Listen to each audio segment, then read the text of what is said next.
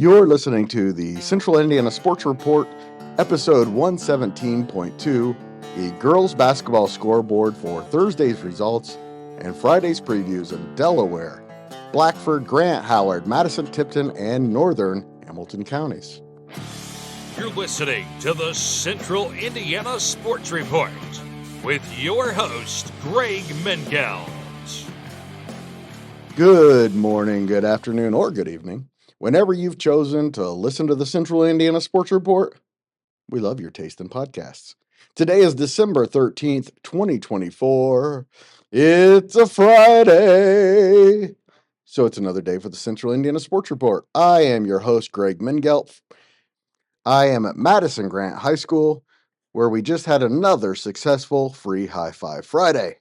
Producer Susie is in the control room back at headquarters in Jeffersonville. We had 5 games Thursday in girls basketball. We will have all the results and highlights from those. And we have previews of 6 games on Friday. Rob Hunt covered Pendleton's win over Delta and has a report coming up. I also spoke with Eastbrook head coach Alicia Griffin before the Panthers game at Frankton on Friday, and Kokomo head coach Haley Peckinpaugh before the Wildcats home game with 8th-ranked McCutcheon.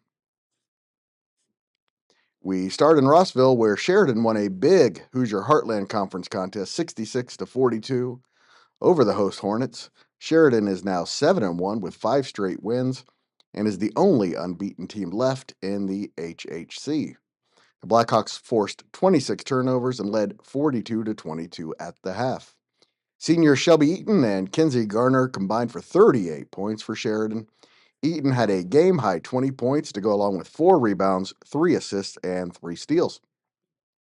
Garner went 8 for 12 from the field and finished with 18 points, 7 rebounds, and also had 3 assists and 3 steals.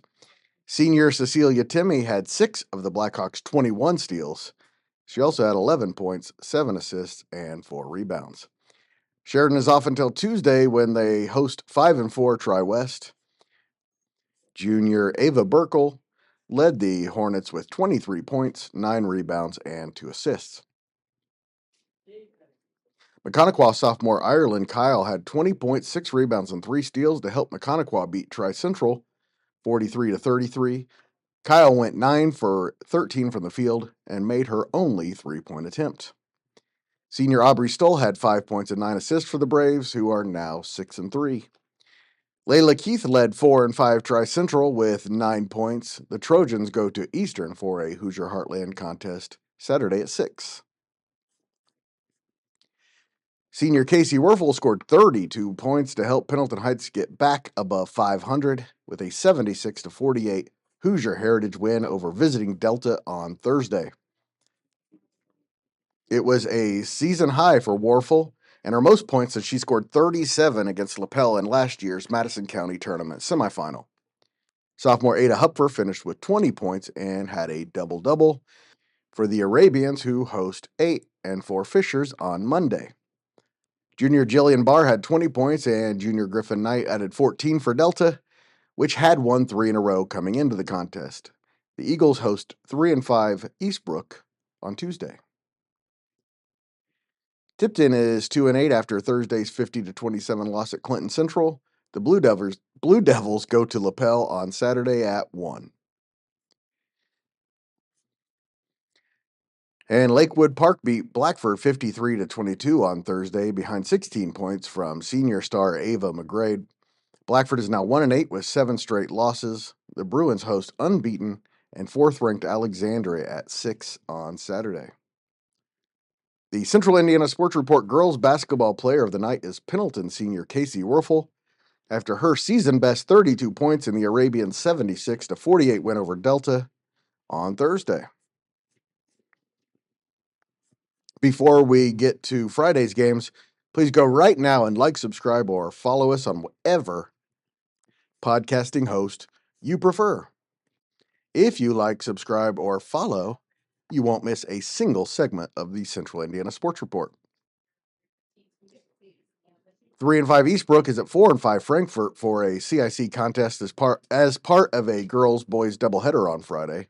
Defending champion Eastbrook beat Elwood 40-39 in its last outing last Saturday and has won 2 of its last 4.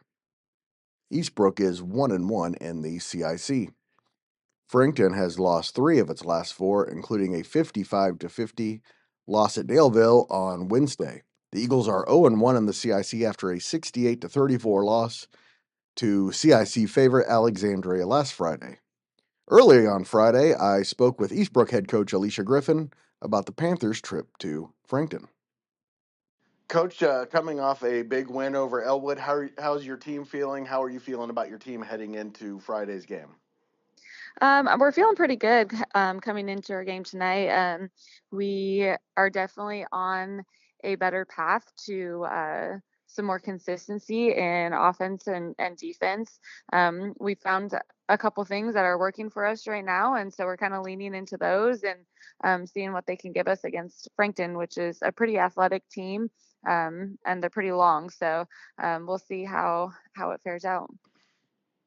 As a first-year head coach, how much emphasis do you put on conference games, and what is it about Frankton that concerns you? Every game is kind of a big deal for me this year. Right. So I don't really necessarily put a bigger emphasis on conference games. We're just trying to figure ourselves out and play our game the best to our ability, and then let the chips fall where they may. The biggest thing about Frankton that concerns me is just their length and their athleticism. They kind of remind me a little bit of Northfield, which was longer and more athletic, and we had some trouble with them, and especially getting out in transition. So those are the biggest things for me that I've seen on film of what concerns me. According to Jeff Sagarin's formula, Frankton is favored by 14 points. Elwood travels to Madison Grant for a big CIC game Friday.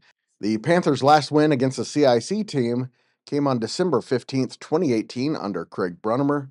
Their last road CIC win came on January 20th, 2018 under Kyle Pulley. The Panthers certainly have a shot at ending that drought Friday at Madison Grant. The Panthers are 7-3. Madison Grant enters at 2-7. The Argyles are coming off a 90-14 loss to LaPel, but have 6 straight wins over Elwood. I spoke with Madison Grant head coach Jace Martin on Thursday morning about Friday's contest. So, coming off the game against LaPel, what do you hope to see from your team on Friday against Elwood? I hope we look a lot more comfortable. I hope that that the pressure that Elwood will put on us or can put on us, that we look a lot more ready for it because LaPel helped us prepare for it. Defensively, I think we're in a much better position against Elwood than we were against LaPel, even with the difficulties that Elwood brings to the table. Which are? Breland Norris and Kendra Sully are 2 really talented players, and we've talked a lot about them in practice the last couple of days, and we believe that they're kind of the keys to stopping what Elwood wants to do. And speaking of Kendra, you got to keep her off the boards, right? Yeah, we've not necessarily talked about that a ton with our girls because we want them to keep everyone off the boards, and But that's a really good rebounding team. And it's how they score an awful lot of their points. And that'll be really big, not just Kendra, but all of them.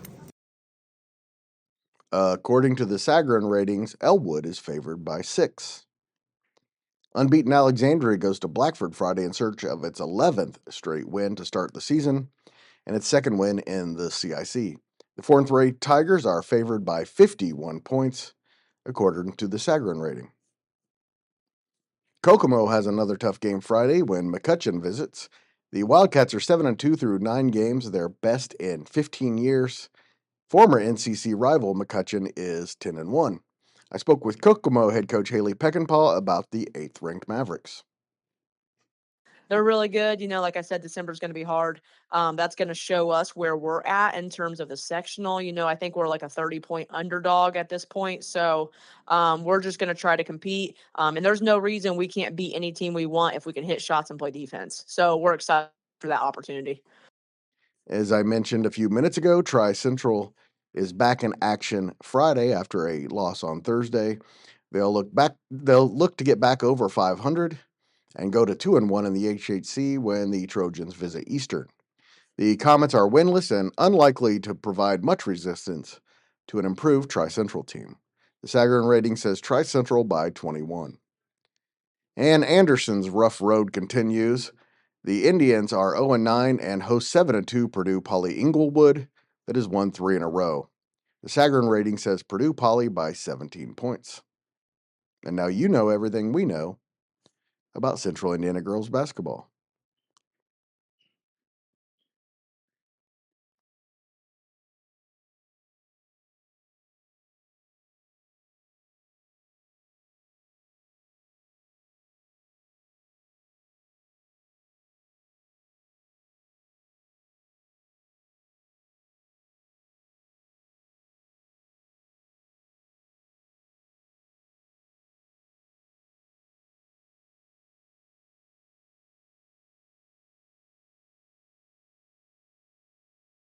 Central Indiana Sports Report is a product of ITG Media.